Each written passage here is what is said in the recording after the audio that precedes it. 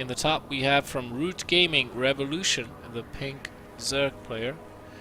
And in the bottom it's going to be once more Tonho from Brazil, the red Protoss player.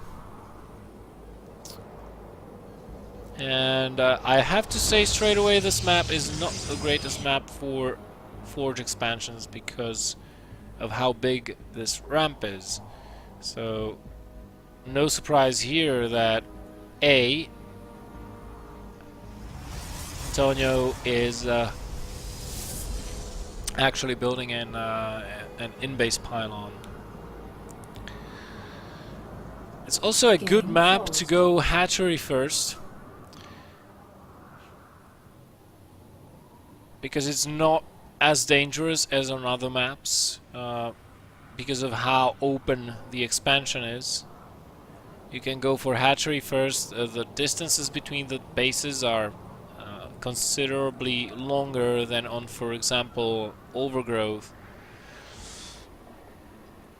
It's a little bit difficult to cannon the expansion in the bottom here, but a little bit easier up here. You can block the probe off slightly easier, so it can get those cannons down. But at the same time, as soon as you defeat the cannon rush, or as soon as you defend it, rather, you can just storm the front, because the wall will not be up. If someone is using money to build cannons, he will not have enough money to block the entire wall, because that's a big one. That's a tall order. Here's the probe making its way over, and it's probably going to be a nexus before gateway. Looks like Tonho sending down the probe. Wouldn't it be funny if this drone were to block the nexus? Unfortunately, that won't happen, but it would have been funny, because you know, there are no gateways over here, no pylon on the low ground, no pylon near the ramp. It would have been funny. Now, Revolution not going to react with the third hatchery, which is what some Zerg players do when they see a nexus before a gateway. They just take a third immediately before the spawning pool, and they know they are absolutely safe to do so. But Revolution, not that kind of guy, wants to play a little bit safer. He did, however, take the gas before even building the spawning pool, so he should have 100 gas by the time the spawning pool finishes, and will be able to start researching link speed straight away. Oh, wait a minute, what? Is he just going to catch this guy? Oh my god. He's gonna do a speedling only and then cancel. He's gonna build speedlings, run them over here, and then cancel the hatchery so that the links can run past. And with no cannons, there's a forge finishing just now. Wow, this is actually brilliant. And Tonho will have to wall this off somehow to prevent this from happening. Where are the first lings? There's a Zoat here as well. I don't know if this is going to pay off, to be quite honest. Is he going to let that finish? There's a cannon in range and a Zoat. Okay, there we go. He's not going to... oh, he has to go in.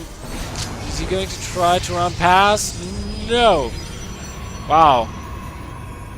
Tonho manages to block this off completely in such a way that Revolution cannot pass. Tonho playing the role of Gandalf the Grey right now. You shall not pass. Good move, I have to say. Good move. Nice block there. The link speed finishes, and let's take a look. No gas has been mined since, so Revolution probably will be taking another base, since he does have money from the cancelled one right now. does find the probe on the map, and that was the only probe out on the map, so Revolution won't be under any serious attack soon.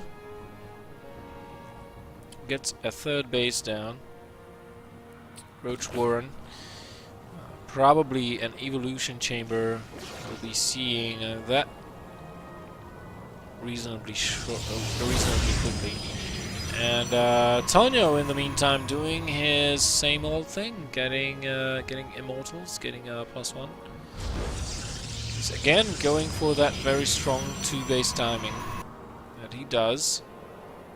This time without a War Prism, just brute force his way to victory. There's the lair. 740. And the evolution chamber, which when it finishes, we should see +1 missile attacks going up.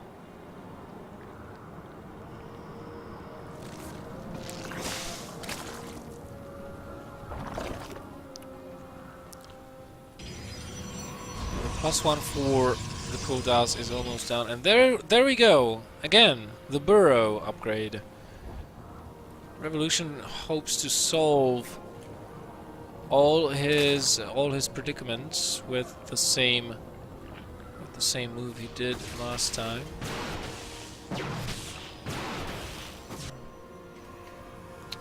And again we have the War Prism. I think Tonho is going for the Immortal drop. Does look like it, and we have 4 additional gateways being added on. 3 additional gateways, excuse me.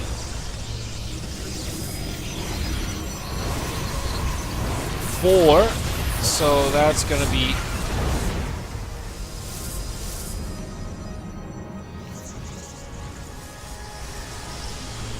that's gonna be 5 total. And Revolution does get a nice read on the situation. He saw all of those gates, I think, even the ones in the back. And again we have the Robo support bay going down. And right now, unfortunately for Tonho, Revolution, his only concern is unit production. So he is going to be producing Lings and Roaches non-stop. He's on 49 drones. So this should not be that bad. If he was as high as 55, this could have been way worse, because then that's one less larva cycle used on units. And whoa! He catches Tonho in a very good angle and forces the recall. So Tonho, he won't be able to attack now. He will have to defend. And this is where Revolution can really shine. We have backdoor entrance into the natural base, and Tonho can really make something happen here.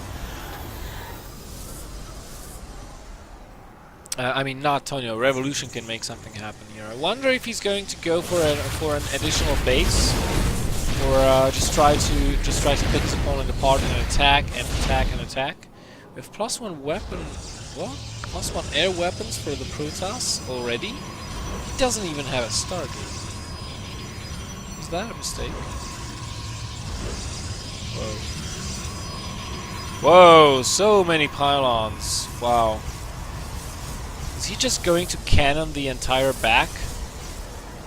Just to make sure that the Roaches don't make it pass? I don't know. But we have a Spire going up, and I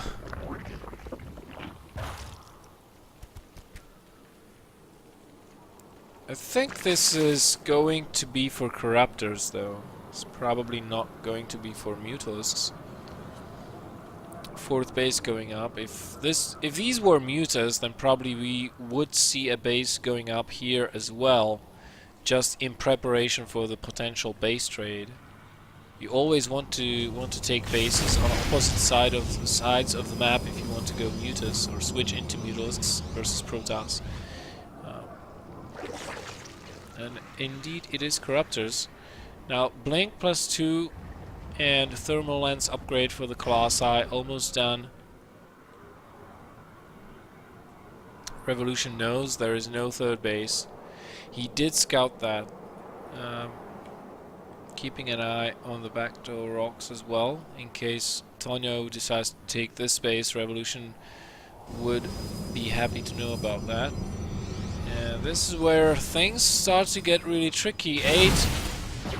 Eight gateways behind this. Oh my god, so many hallucinated colossi. We do have detection here, however, so not going to be an issue. Now Revolution needs to make sure he targets down the real colossi, not the fake ones. And he does get rid of all of those. How many forces are there remaining on the ground? Quite a bit. We don't have a reinforcing pylon anywhere nearby though, and the War Prism has been killed off. But still quite enough forces remaining. Will Tonho decide to push? Yeah, he will.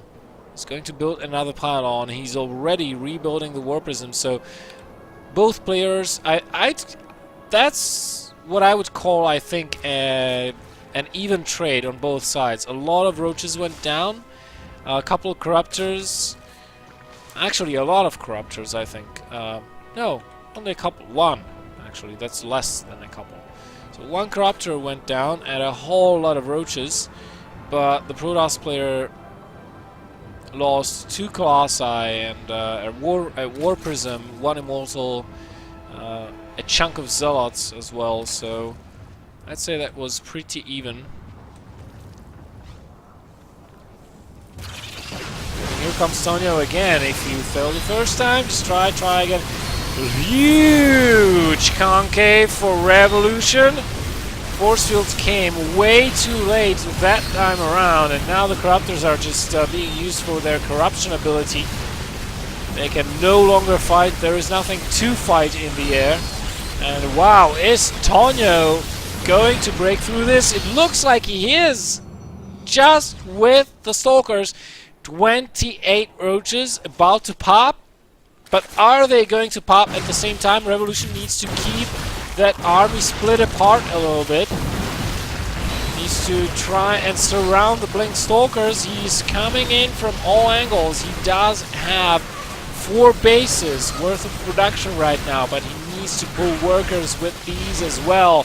Still not enough roaches to kill this army, and Tonho still having money in the bank, and the gateways are just about to be recharged. Here we go, another round of Blink Stalkers, and he's moving forward. The army supply for the Zerg player is not looking good, and there's the game.